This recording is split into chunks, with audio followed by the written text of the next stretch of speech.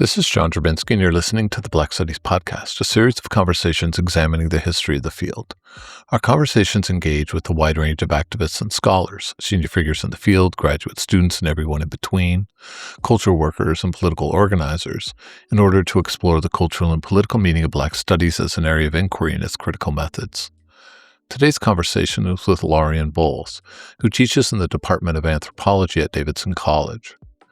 Along with a number of scholarly articles, she is the author of Headstrong, Women Porters, Blackness, and Modernity in Accra from 2025, which follows women head porters in Ghana to examine how women navigate precarity with creativity and care, offering a fresh analytic on racial capitalism, sexual autonomy, and urban futurity in Africa.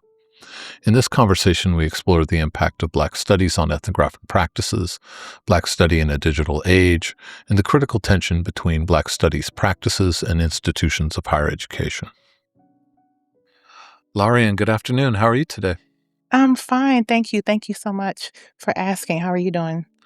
I'm great. My grades are due tomorrow, so this is an excellent procrastination scheme.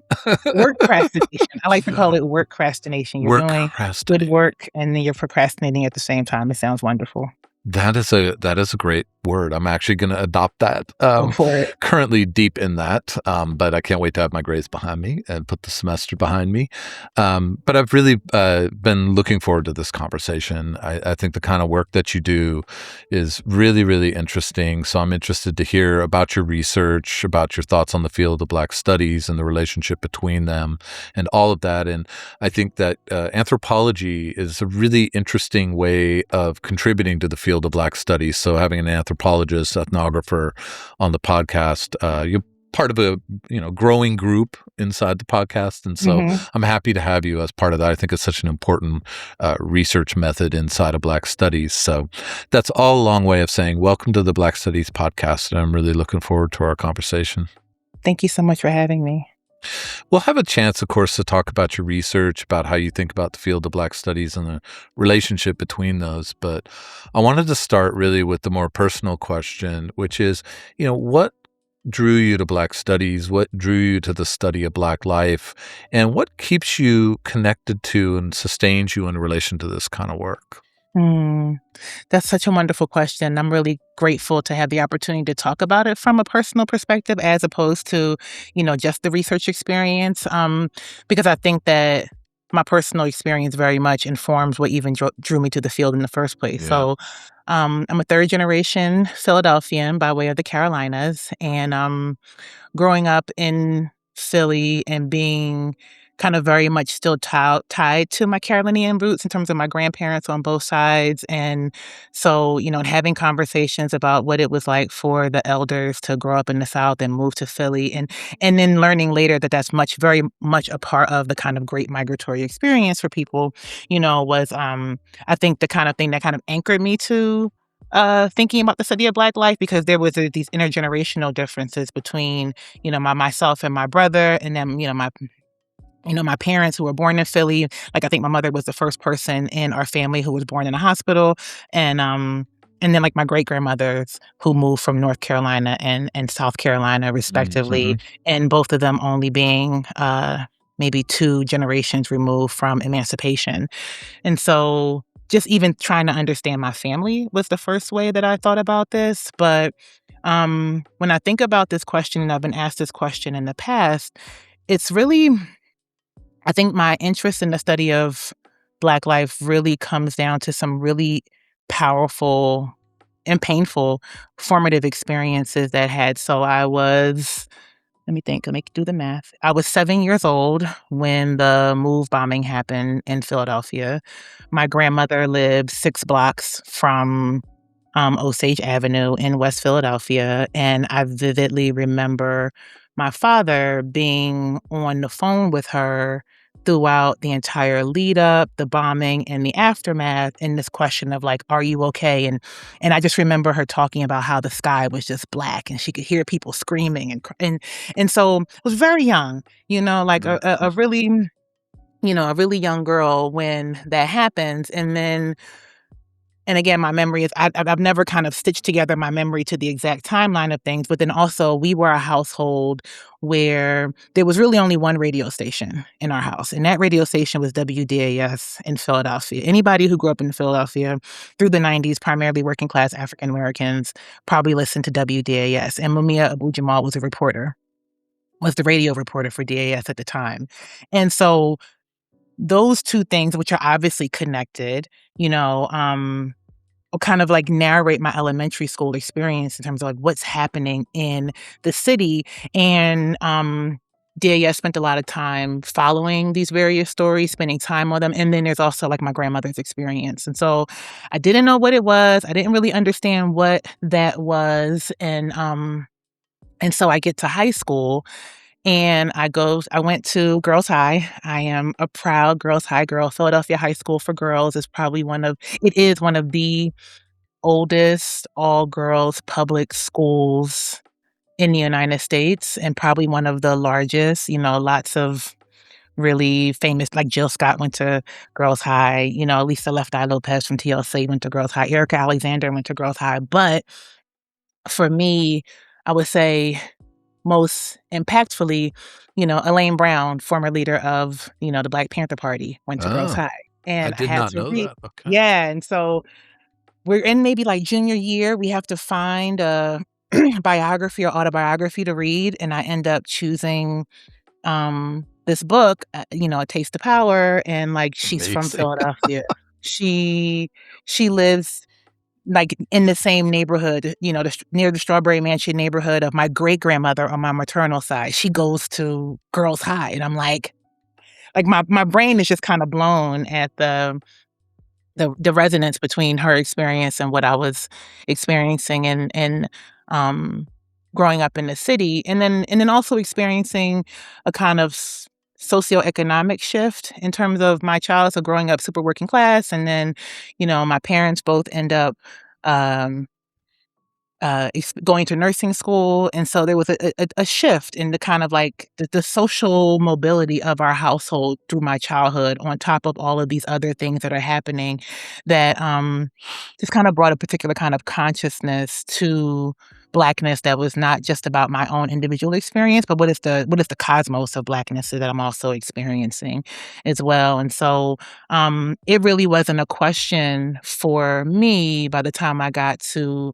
undergrad and I went to Penn State that I was going to be a Black Studies major, Mhm. and so when, I arrived at Penn State and I'm a, journalism and African American studies major, and it just kind of brings together all of these kind of seemingly disparate experiences around, life. And I had an uncle who worked at Penn many, many years in a custodial capacity, who talked about, years ago when like the quote, these African students came. I found out later that he's talking about like Kwame Nkrumah and being around 'em. So it's just always in the atmosphere. My dad was a teenage Panther, was part of the 67 or 68 protests against segregation in public schools. So I just feel like the study of Black life was just not only a part of my experience as a Black woman, but also a part of this like the ethos of my childhood and just growing up in Philly.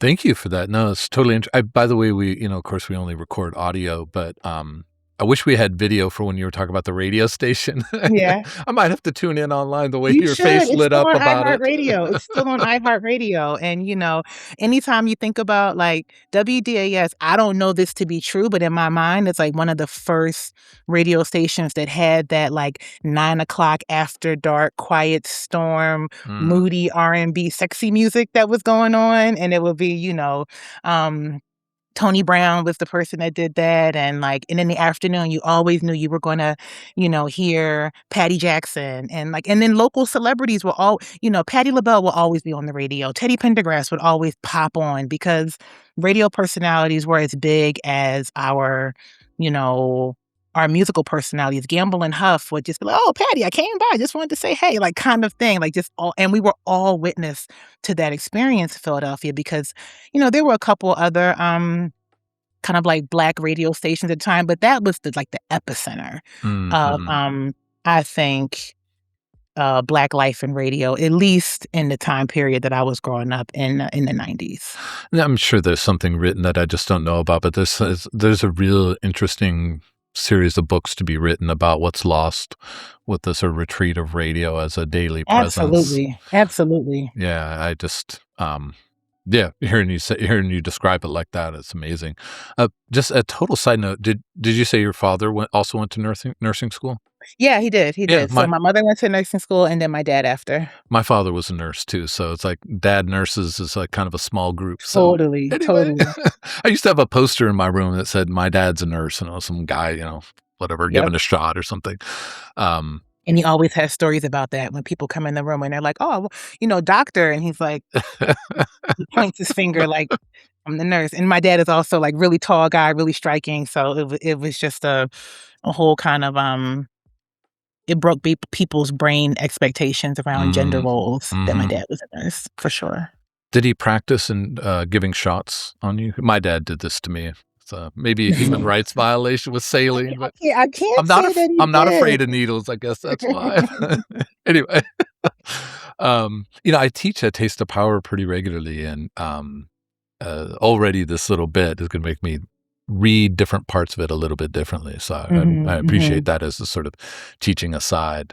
Cool. Um, yeah, I'm also interested in, you mentioned the school and it's a sort of alumni and the sort of ambiance of something like the radio, also these family roots. I mean, did you find that, and of course, African American studies being a sort of natural place for you to go at Penn Mhm. State, was that K through 12 education also kind of in that continuum, or was it sort of, do you feel like it was sort of until this college moment that all these things came together as a sort of, I don't want to say an object of study, but a space of study, a Sure. space of intellectual life?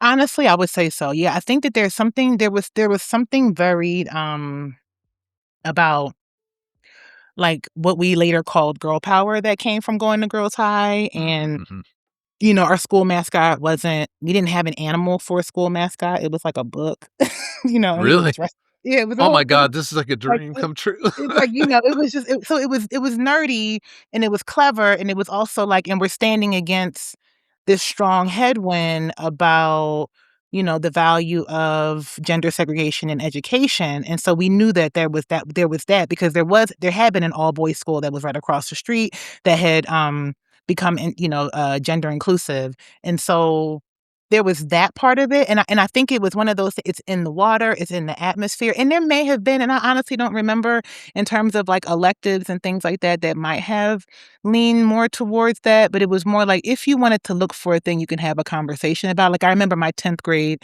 English project being like the racist history of, Warner Brother cartoons or Disney films, and I did this whole, like, discursive analysis of the scene in Dumbo kind of thing, and, like, so super encouraged and, Mhm. "Oh, and go to the special collections in the library, and they're only open for these days," and so that was there, but I don't think it was, like, part of the architecture Yeah, yeah. of the school, to be honest with you, but I do think that it coalesced really beautifully once I got to undergrad because I think that we had like a 100% graduation rate, 80% plus acceptance rate to college, but then even at least a third of the girls from my high school also went to Penn State. So it was just like a pipeline into, and if you didn't go to Penn State, you went to Temple. If you didn't go to Penn State or Temple, you went to Cheney or Lincoln, like that sort of thing Mhm, mhm. was a really part of, the kind of the trajectory you know, um,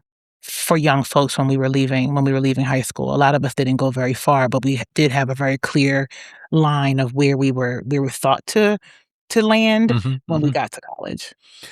Yeah, I mean, it's part of I think part of what has been so interesting for me about this podcast series is hearing people's personal narratives. As you said at the outset, it's like the personal dimension of how we are all connected to this field right, is Absolutely. really important to say out loud, and often I think not discussed or sort of discussed very quickly. So I really Mhm. appreciate your generosity and insight there.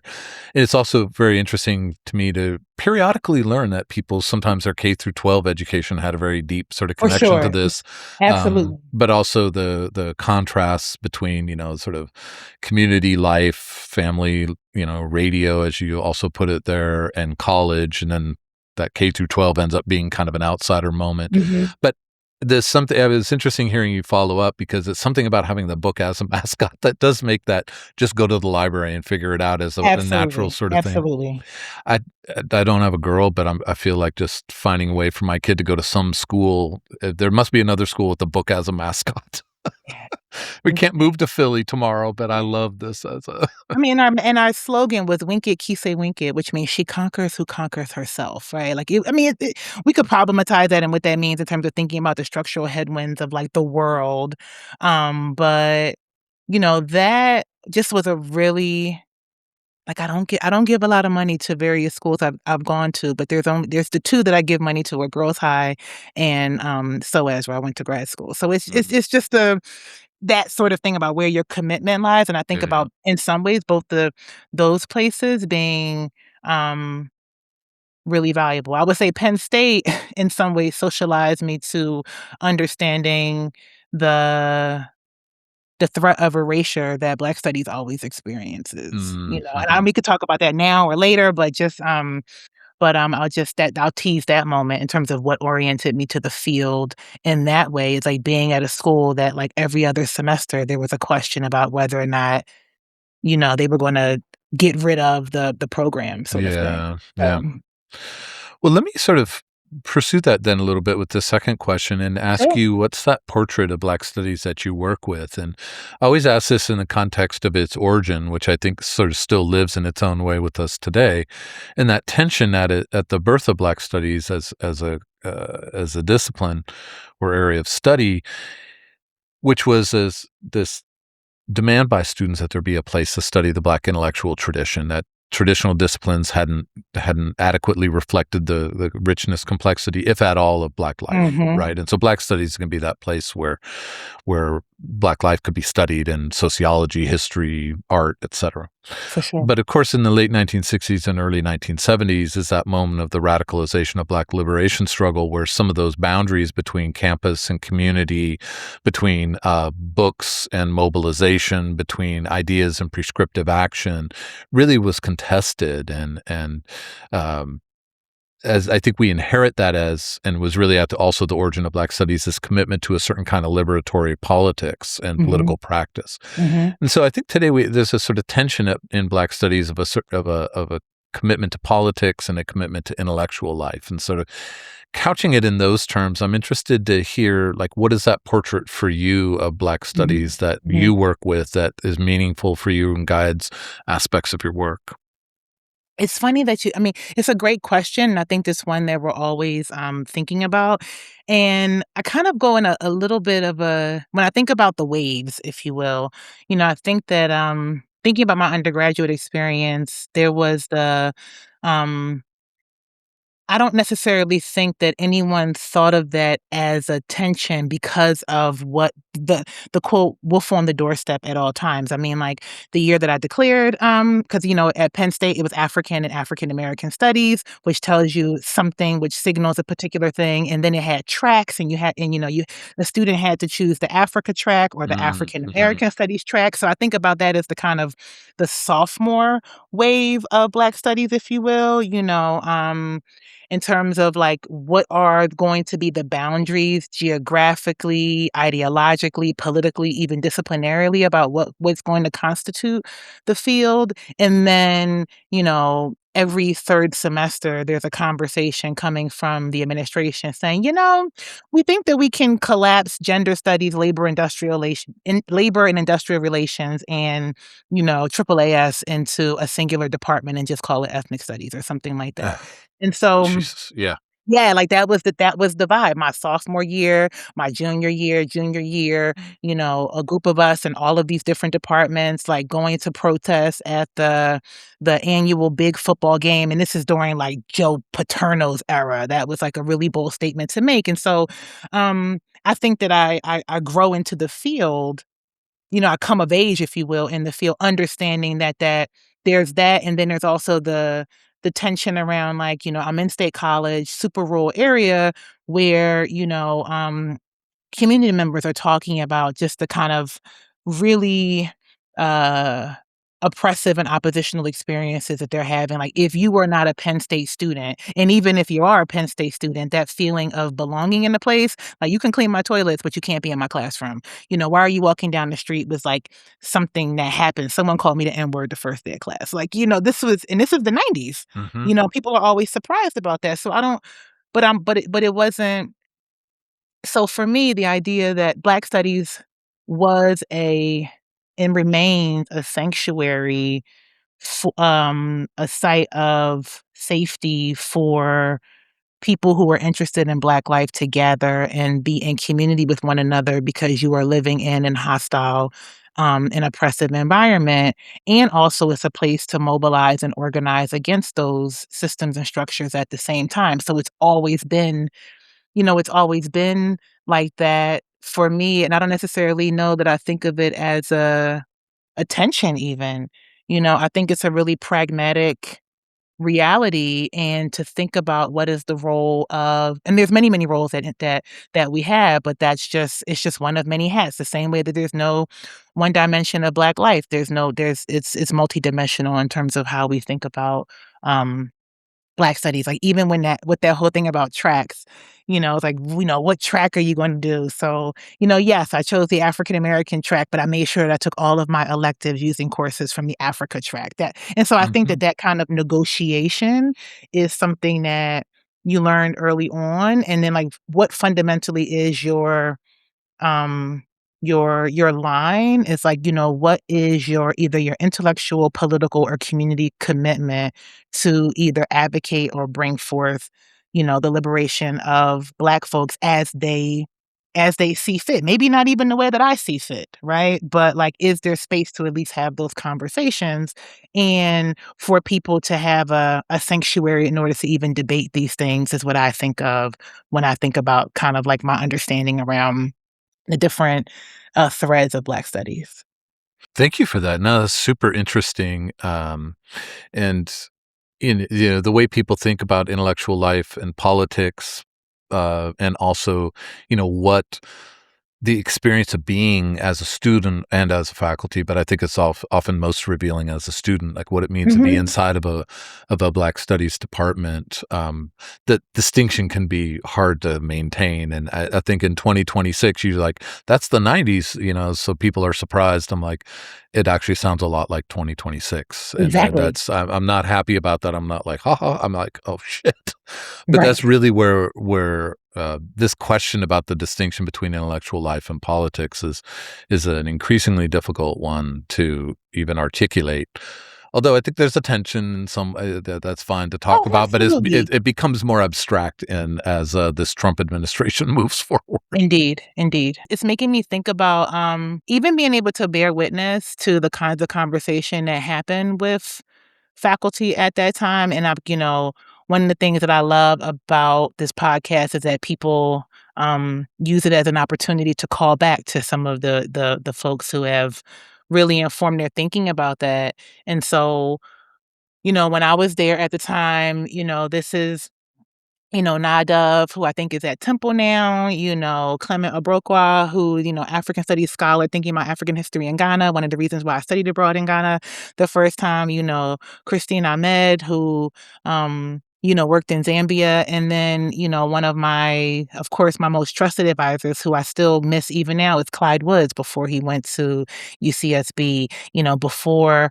Development Arrested was even published. I remember being like, "Ooh, ooh, ooh," we got to read those chapters long before, like, and now, like, now That's that I'm in the great. professor, I'd be like, "Wow," as a junior so I can't imagine what it must have been like to be a junior faculty member at a school where you literally have to agitate and advocate for your position and its existence, like, on an annual basis. So, like, the Yeah. and be in conversation and in concert with students, and a kind of I think the kind of vulnerability that we understood that our faculty faced, and some people might say that it was like, getting behind the curtain, but it's like, organizing together with faculty for the well-being of the entire campus, really. This, Mhm. and it's all about who is in charge of the curriculum? Is it those who have expertise in the field, or is it a dean or provost who's decided that all these folks should be in the same building together because that's just what makes, quote, good sense,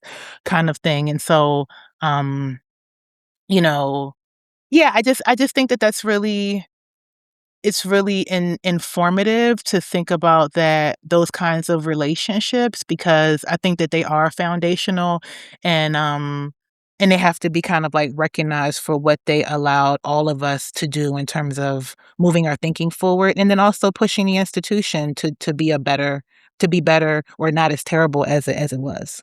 Not as terrible as I like that correction. That's a good phrasing of it. Yeah, no, I mean, we're in this moment where I think it's really important to think about the past and organization to preserve certain things, Mhm. because there are lessons in the past. They're not always right because they were in the past, but also this moment of Black studies precarity is not brand new. It's actually been more Exactly. the rule than the exception. Mhm. So, I mean, we talk about it in my department, those of us who really want to live and die by the field. Although I will say that, it's a privilege of being in Maryland, but we're not really under attack right now. But Mhm. I Mhm. kind of feel like the clock ticks on that. Absolutely. It's not a matter of if, but when, kind of thing? Yeah, I worry about that. I would love to be wrong, but Sure. we'll see. Right. Well, let me shift a little bit then towards your research, thinking about Black studies. You're an anthropologist, and your your interests, sort of put together, gender and sexuality studies, anthropological approaches to political life in West Africa, the diaspora, visual culture, and it just Mhm. the collection of interests is productive for insight. And so I'm interested to hear you talk a little bit about how your orientation and methods as an intellectual, how you think it fits your research in the history of the field of Black studies, Sure. but also what horizons you think it opens up or what boundaries you think it pushes for Black studies. It's such a great question. So when I think about it in terms of the history, I am, yes, this is the Black Studies podcast, but I also think it's an important moment to kind of give this nod to, like, how much of, ethnography has played a role in that, and, like, who are some of the early architects in anthropology that have played a role in that creation of thinking about, like, ethnography, African urbanism, questions of, like, anthropology and labor and diaspora, and I'm thinking about folks like St. Clair Drake, who worked with Du Bois, you know, um folks like Leith Mullings, who, identifies as a Black Marxist, and, brings this question of, uh, race as a global entity, especially that ones that furthers white supremacy, like, all, though that's a big timeline that I'm thinking about. They're just the 2 folks that kind of come out to my mind,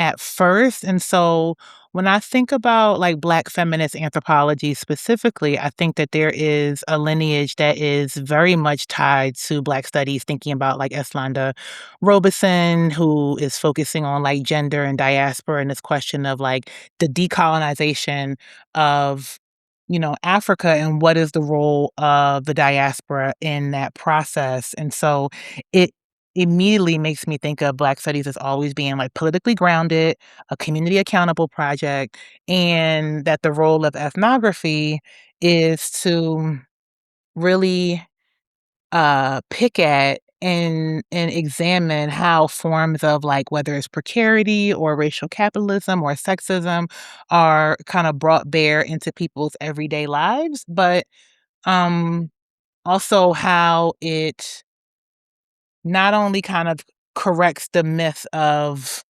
everyday people as subjects, but like what is the way in which ordinary people are also theorizing their existence. And Mhm, so, mhm. historically, whether you want to think about it in terms of like from the Philadelphia Negro to, Padmore's work on Negro toilers, I think that there's that question that is there, and I think that what I do in my work is I bring up this, what is the role of Black women's experiences in that process and in African context, specifically in a Ghanaian context, and so when we're talking about whether it's global white supremacy, whether we're talking about anti-Blackness, that we have to think about that transnationally, and also how are people creating various landscapes, in my case, like, urban landscapes as a kind of contested site for Black liberation rather than the kind of urban epicenter of modernity that cities are often kind of cast as.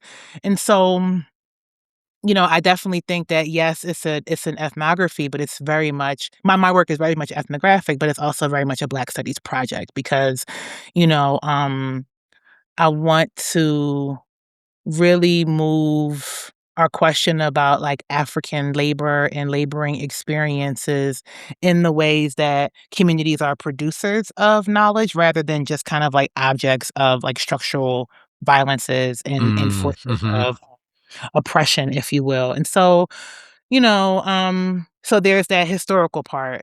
And then I think that what I think that my work is doing in this moment right now is to when we're talking about globalization and transnationalism, I really do think that right now that African spaces are under theorized Oh, yeah.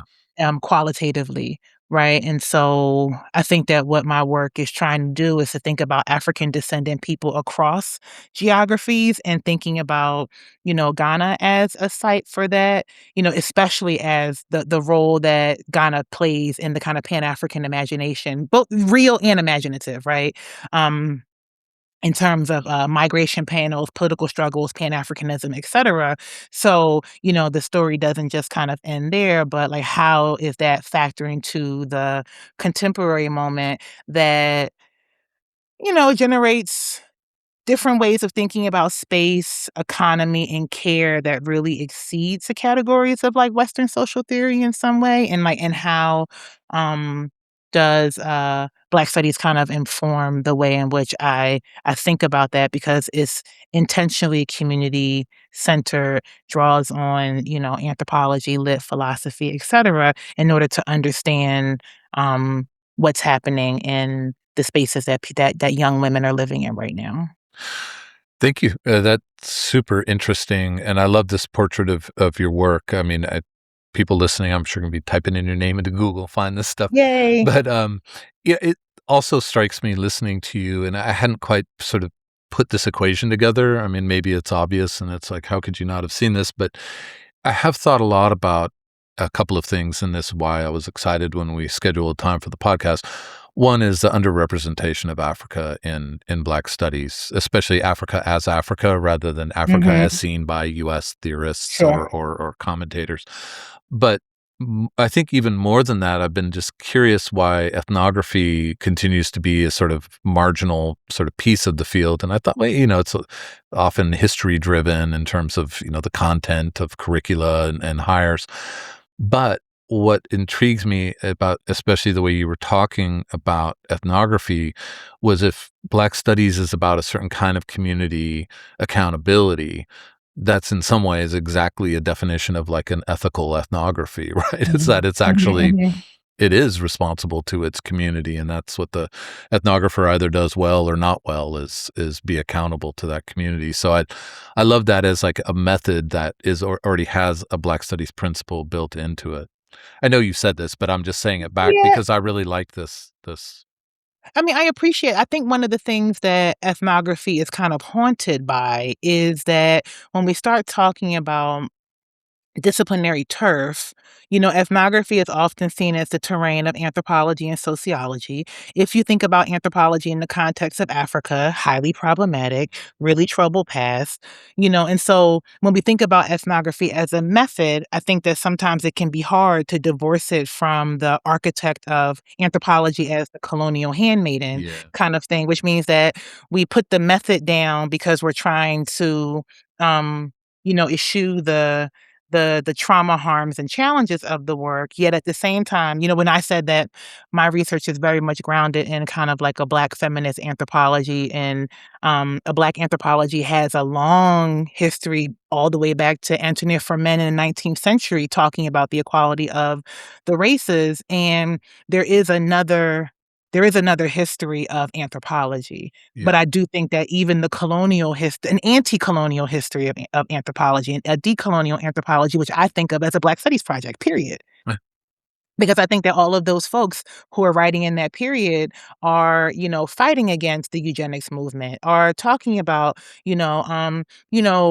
segregation as a structural process that, removes assets and resources and, limits access and resources to Black community is a problem. But at the same time, too, let's closely examine the value of Black sanctuary, uh, when people are living in the United States or living in colonial regimes, which not that of course, the United States is one, but, like, those kinds of things are, really important. I think that practice has existed, and I also think that Black studies in a lot of ways is ethnographic, even if it doesn't hearken to that language of ethnography, because one wants to create distance from the perils and pain points that ethnography has meted out on subjugated communities as part of a colonial project. So I understand that very much so. And so to your point about how there isn't enough ethnography, there might be a little bit of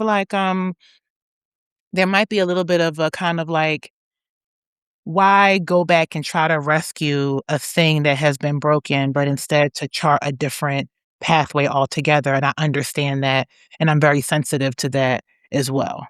yeah. So I just wanted to kinda add that to the conversation.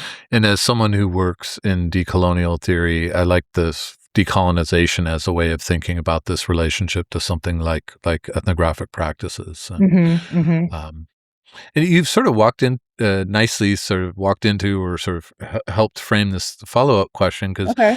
talking about anthropological methods and also Black studies sensibilities. Your PhD work was in anthropology, and that's a discipline. Mhm, And you had, as you mentioned, you had an undergraduate degree in African and African American studies, which is not a traditional disciplinary education. And you're in an anthropology department now, but I know that you've also worked in Africana studies. mhm, And mhm. so I'm interested in how your movement between Black studies and anthropology, between a discipline and something, multidisciplinary, anti-disciplinary, or a new kind of discipline, however one wants to think about it, how that movement between anthropology and Black studies has shaped how you conceive and practice a research project, but also how you conceive and practice a classroom. Oh, that's such a great question. I would love to say that what would I love to say? I would love to say that the movement has been seamless, but only in terms of my mind, in terms of how I imagine it. It hasn't necessarily turned up in terms of how people think about course offerings and things like that. But do I wanna say on this podcast that, I mean, to me, my anthropology is a Black studies project. I Like like that. I don't see them as, wholly different, because it's both an intellectual project and a political instrument that really is committed to challenging state violence, racial capitalism, and global structures of domination, and how they impinge upon the lives of African and African descendant people everywhere in the world. Um, so, like, that's kind of like the stake that I claim. So I teach a decolonizing anthropology theory course that, draws on scholars, like, that, are foundational to Black studies, right? And so I'm kind of disciplinarily disobedient, if you will, in terms of Mm. anthropology.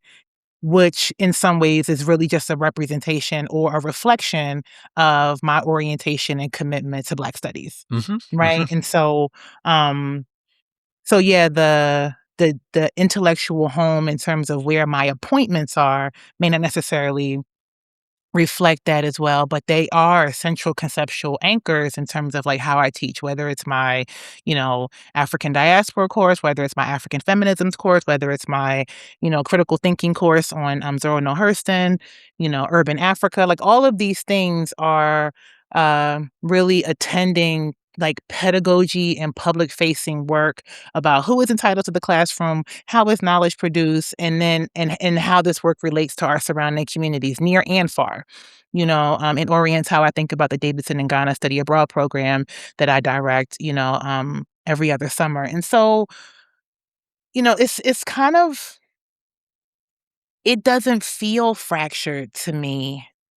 They don't seem in tension to me, but I also think that I've had the privilege of having a kind of autonomy in the classroom and a kind of intellectual uh like ethos that nurtures that in some ways. So I don't know. I don't know if I'm really answering the question fully, but it's just and I'm or maybe I'm rambling a little bit, but they don't necessarily seem as difficult to reconcile. Yeah. That wasn't rambly at all. It was it was Oh, directly to the question. I love that, and when you said your anthropological work as a Black Studies project, that's a great, like, tagline that you mm, gave real substance to, and, because I'm always interested in how Black Studies informs a disciplinary training or disciplinary workplace, but also the reverse, right? How discipline mhm, and Black mhm. Studies, so it's a relationship, and I really articulated that relationship, not only in a way that I found interesting as someone in this conversation with you, and I know people find interesting listening, but I think it's a really interesting way for anyone who cares about the field of Black studies to think For about sure. disciplines, right, rather than antagonistic, as something that can be shaped by Black studies in these really profound ways Mhm. that make it its own thing, as you articulated. And I love that you said, you've had the privilege of teaching in a really open way that's allowed you to sort of, you didn't say discover, but practice it, and probably Mhm. like deepen if you're like me, you actually deepen a lot of understanding and teaching the stuff that you already know or are committed to. Definitely. And that's a great argument for a really liberal-minded, in terms of openness, curriculum. I think we as scholars really grow so much in those moments. So Yeah, I mean, I would even say it's even if it's not actually open, even the perspective of openness, right? And the reason why I say that is like, so, I went to the first time I went to grad school, I got my master's degree in anthropology of media from SOAS. And so if you're familiar with London, like the way the setup is like, so you have London School of Economics, University College of London, and SOAS are all within like 10 minutes walk of each other. mhm. And I was in like a super traditional kind of graduate program. The program itself might have been kind of new, but like the MA program was new, but everybody was always kind of bouncing around. And I mean, like I'm dating myself now, but like Stewart Hall had Friday lectures at UCL, and like Ah, Paul wow. Gilroy would pull up at like LSC every now and again. And so, yeah, I'm in an anthropology program, but folks who I think are really having really critical conversations about the Black Atlantic and, you know, Blackness as a political project across the diaspora are like happening 5 minutes walk over here. Like it felt like, and it'll be like these jam-packed spaces. And there's something about Black studies in that moment of not with the like Jafari Allen just had that article out in The Nation. And I love when he has that line where he says like Black study is not merely a container for scholarship, but as a site for something like sets of habits and practices. Yeah. And I think the practice of being in conversation and in proximity to one another is strengthened by the diversity in the field. And I think that I just had these experiences that have modeled that in these ways that have like kept me thinking about what is the role of academic spaces, so sure, social mobility, but then what is the role of Black studies in academic spaces? Mm-hmm. And that is to radicalize those spaces and to increase and strengthen the diversity of those spaces and to offer a corrective and more expansive history that is, critical to imperialism and hegemony. Like that's just Mm-hmm. like I just feel really fortunate to have been able to witness and engage with those encounters Yeah. in some ways that I just kind of carry with me um, in terms of my own work. What a time to be in London. Wow. It was it was incredible. I mean, I always tell this story about like the I understood the anti-intellectualism of US educational systems and I'm not trying to romanticize it, but I'm gonna give you this one story. I remember it was like this is early 2000s. It's one of the last lectures, and, Edward Said is coming to give a lecture at SOAS, and, like, me and my friends had to, like, go down to the Brunel Gallery 3 hours before the box office opened up to stand online to get a ticket, and, like, everybody was there. Ah, jeez. Like, and I'm I like, mean, we "Oh, gotta like, wait." beg colleagues to just show up to a talk. Like, Yeah. "Are we going to a concert?" "Yes, we are. We're going to an intellectual concert." Like, it's and that was the moment, and I don't wanna kind of romanticize the whole, like, way back in the day, we did these great things or whatever, but Back in the day, you did there do is something things. particular about being somewhere at a particular time and place, like, when you say what radicalized you, what transformed your ideas about, um not only the potential, but also the actual material power of Blackness, it's moments like those. I love that, yeah. Thank you. Sure. And so, maybe this I'm anticipate this could be part of an answer to one of these last couple of questions I have for you, just thinking about, what would it mean to have that level of vibrant intellectual life on our campuses and in our communities? But my first question of the last two is Mhm. thinking in a Black studies context, what do you think Black studies has done well, and what do you think it has not done particularly well? I would say I think that Black Studies has done an enormous amount of, like, the Yale person's work around giving us language to talk about, the afterlives of slavery, and I think at this point it's part of, like, everyday part well, maybe just in the places that I go, everyday parlance, but, like, talk about crossroad geographies in terms of, what is the next generation after this conversation about the new Jim Crow or 13th, and to understand carcerality as a state project that exists not only in prisons, but in everyday life, Mhm. in the surveillance culture of that, and to give us, new ways of thinking about surveillance. I think that Black Studies has given us a set of tools to really understand the threat of artificial intelligence and the surveillance associated with artificial intelligence, even though it may not be Yeah, talked about yeah. explicitly in that way. Mm. But if we've been paying attention to the conversation around, again, repression, surveillance, and confinement, then we anticipate this moment Mhm. in some really, really generative ways. So I think that Black Studies has done that well. I think that Black Studies is also, especially in terms of like Black feminist theory, has given us a framework to think about science, technology, and society overall, and the kind of like the cybernetics of that. Like I think that we already can understand the implications of wearable technology by reading Sylvia Winter. I think that we already understand the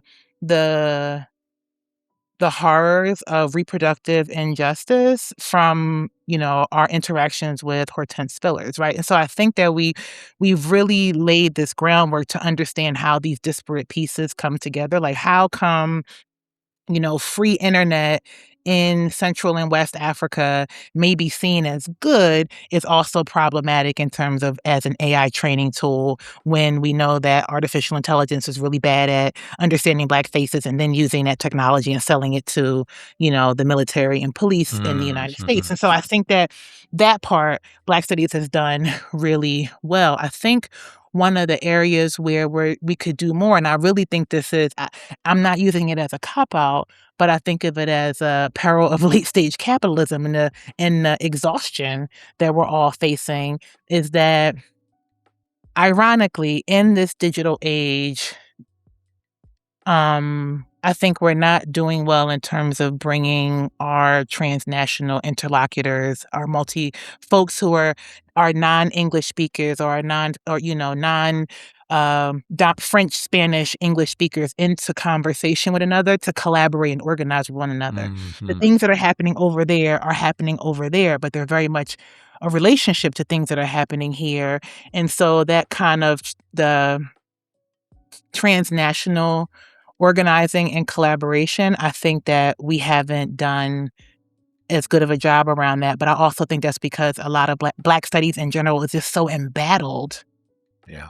in a lot of ways that the byproduct of exhaustion is that we don't actually spend time with the people that we need to be in conversation with, organizing and I'm not saying nobody's doing that. So let me be Of clear. course, of I'm not course. suggesting that there are not people who are doing the work. Of course there are, but the critical mass that, I think would be really, really powerful is not happening, but that is the structure of the various states that we're living in order to keep us in that kind of disparate these little kind of buckets. Like, so concerned with saving this thing over here, and I'm thinking like, "Oh, that's really terrible to you too," but we haven't kind of been able to make the time to have the kind of long game organizing in response to some of those things in some ways. And I'm not saying that that's like a fault or a blame, but Yeah. just to kind of answer your question, I would like to see more of that. But I think that because we're feeling so embattled on so many different fronts, if you only focus on this one fire over here, you might turn around and that little fire is turned into a forest fire kind of thing. So Yeah, I absolutely. think that that's the challenge of the moment that we're living in. So, yeah, I'm answering the question of perhaps what Black studies hasn't done well, but I'm also trying to explain give some my perspective on why, Of course, yeah. that's happened, and what we can do about that is trying to figure out what we can do where we are in this moment and stay focused on a task at hand and recognize that perhaps we can triage a little bit different in terms of how we want to use our time because everybody can't do all the things at all times and we have to um kind of hunker down into the long game rather than the things that are just the wolf at the door right now. Yeah. Think that was, really brilliantly put. I really love that at both the context in which this, as you said, sort of late capitalist exhaustion and what it makes possible and impossible, and of course, what interest that Mhm. exhaustion serves is expansive. But also, you brought sort of, on the edge of that, which is also at the center of that, language. Mhm. Are we always only working in our own, native tongue, so to speak, Right. or are we actually understanding that language is this way of like beginning the possibility of these kinds of solidarity works? And I think having that as you put it, as not done well, but for reasons that are also worth addressing, that for me is a really important articulation of what the future of Black studies ought to be thinking about, or what we ought to be thinking about, those of us who care about the future of the field. So I Mhm. really Mhm. appreciate that. And it, Cool. and it might be actually already answer to the last question, which is, Okay. what do you, thinking about Black studies, what do you think is the question you would want us to be asking, or the issue you would want us to all be thinking about? And you can just say what I just said. Yeah, maybe a little bit of that. I think that what are the things that are happening in Afrofuturistic imaginaries that we could amplify in our everyday practice right now Hmm. as scholars, as organizers, as activists, as facilitators. Um, because we're trying to staunch the losses, but we also have to kind of maintain our imaginative capacity. Like I tell my students, I'm telling, myself every day, like if I can't imagine it, then I can't make it. I can't manifest it. I can't bring it into existence. And so, um, I want us to be more intent. Like we talk about like the Octavia Butler's work and like how did she know? But like and so then how do we turn those wisdoms into an action plan like for the post the post capitalistic, the post democracy, the post fascist whatever world that we're living, because we're going to have to learn new ways of being. And I do think that we have lessons there. And I want us to kind of start thinking about it almost like a green book for the post-apocalyptic, I like that. world kind of thing. Could like I think that, and we have to encourage that, and we have to know that that's really happening. Like it's really around the corner. And so community work is inconvenient work, and we have to kind of all build our muscles to do that because we're not all equipped, and we're not all equipped because we also all haven't been socialized into it. So we have to learn how to do those things, and I think we have to teach it, and we also have to learn how to live in tension with people who don't agree with us even. And I don't mean like we got to start like going out there and reaching out to the people who are voting against our existence. That's not what I'm saying. I mean more like we have a shared belief in what the goal is, but maybe we don't have a shared belief in terms of what roadmap we're going to use. I do think that we need to figure out how to collaborate even in those spaces more fruitfully and more creatively, but it's because that's what's going to be required in order for us to live. This is a wonderful place to wrap up. I really appreciate that. A Green Book for a post-apocalyptic world is a book that you either need to write or edit a series of essays, and I'm dead serious. I think that as just that title alone is Okay, so I'm gonna important write and that down. provocative. And lots of people I would recommend to be in there. I'm sure you have a bunch of people. I think everybody would scramble to contribute to that. That's a totally Okay. fascinating idea and really needed because I like the reference to Octavia Butler of like everyone says this. How did she know? How does she know? But well, what's the next step after this moment Mhm. of encountering the Mhm. Mhm. knowledge? And Yeah. that's where you transition to the Green Book idea. I just really love that. So Cool. uh, Thank you. I love it. I love that as where we come to a conclusion here. That'd be awesome. Well, Laurian, I was really excited to have you on the podcast, and this has just been a fantastic conversation. There's so much insight in this, super interesting, and everybody who listens is going to take away a lot, learn a lot, but also have a lot to think about in terms of examining our own practices and values. And yeah, this is a singular contribution. I really appreciate your time and thoughtfulness. Thank you so much. It's been a pleasure. We often don't get a moment to sit and be in conversation with one another. So I really appreciate the opportunity to spend this time with you and to kind of continue these conversations. Thank you. I appreciate it a lot, and have a great rest of your afternoon. Thank you. You too. Bye.